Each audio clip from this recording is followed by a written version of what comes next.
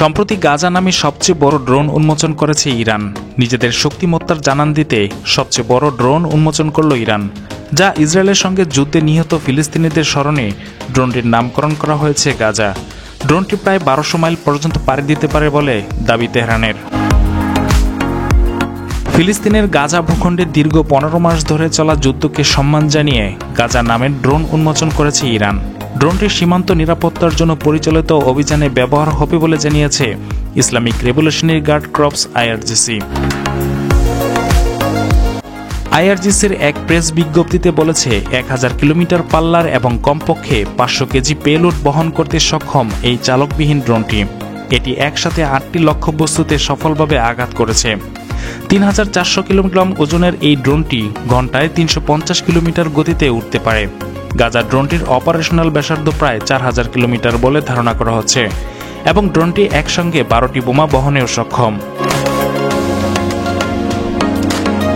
প্রতিবেদনে আরও বলা হয়েছে, দীর্ঘ 15 মাস ধরে গাজা উপত্যকায় ফিলিস্তিনিদের সংগ্রামকে সম্মান জানাতেই এই উদ্যোগ। গাজায় 2023 সালের 7 অক্টোবর থেকে শুরু হওয়া ইসরায়েল ও হামাস সংঘাতে 47,000-এরও বেশি ফিলিস্তিনি নিহত হয়েছেন। তবে চলতি বছরের 19 জানুয়ারি উপত্যকাটিতে যুদ্ধবিরতি কার্যকর শুরু হয়। যুদ্ধের শুরু থেকে গাজার প্রতি একচেটিয়া সমর্থন জানিয়ে আসছে ইরান।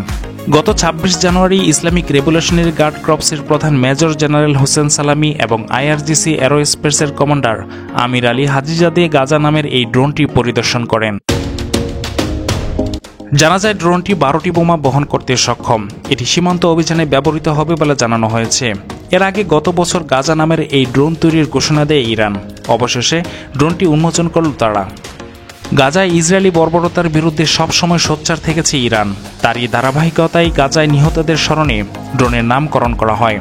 সংশ্লিষ্টরা বলছেন, দেশে উচ্চমাত্রার নিরাপত্তা তৈরি করা খুব গুরুত্বপূর্ণ, বিশেষ করে সীমান্ত রক্ষার ক্ষেত্রে। যদি সেখানে কোনো সন্ত্রাসী বা চোরাকারবারি থাকে, তা অন্যান্য কোনো সমস্যা দেখা দেয়, সেক্ষেত্রে এই ড্রোনটি খুবই কার্যকর। 2023 সালে ব্যালিস্টিক ক্ষেপণাস্ত্র ও ড্রোন আমদানি রপ্তানিতে জাতিসংঘের নিষেধাজ্ঞার মেয়াদ শেষ হওয়ার পর থেকে বিশ্বজুড়ে ইরানি অস্ত্রের বিক্রি বেড়েছে কয়েক গুণ।